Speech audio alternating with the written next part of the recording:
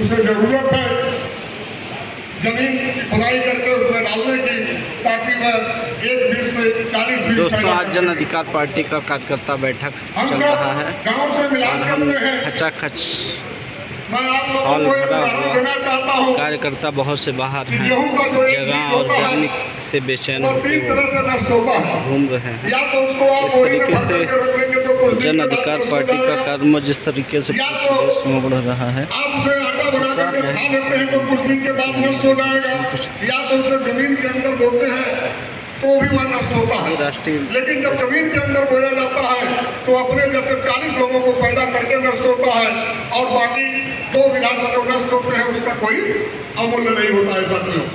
तो इसलिए साथियों, अपने आप को उस बीज की तरह से बनाओ कि अपने जैसा 40 पैदा करने की कोशिश करो, ताकि जो हमारी लड़ाई है, जो हमारा संघर्ष है, जो हमारा आंदोलन है, वो बहुत तेजी से आगे बढ़ सके और लोगों के बीच में हम अपनी बातों को बता सके साथियों।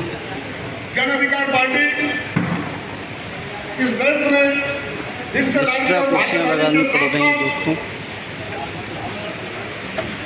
भूमि सुधार अधिनियम के तहत जमीनों के राष्ट्रीयकरण की भी बात करती है। अब जमीनों का राष्ट्रीयकरण क्या होता है? जब संसद में जगदेव कुशवाहा ने नारा दिया था कि जो जमीन को जोते वो वही जमीन का मालिक होए, और आज दुनिया के 157 देशों में भूमि सुधार अधिनियम के तहत जमीनों का राष्ट्रीयकरण हो चुका है। चाहे वो अमेरिका हो, भारत हो, पोलैंड हो, जापान हो, चीन हो, सोवियत हो, सभी 157 देशों में हो चुका है। लेकिन इस देश का दुर्भाग्य है, 70 साल से ज्यादा हो गए संविधान लागू हुए, लेकिन आज तक भारत में जमीनों का राष्ट्रीयकरण नहीं हो पाया। आज भी इस देश में एक बड़ा तबका है तो अधिकारी और जमीनों को खरीद करके सालाना पर खेती करने के लिए विवश है, लेकिन जिसके पास जमीन है उसे खेती करने का सबूत नहीं है साथियों। तो निश्चित तौर पर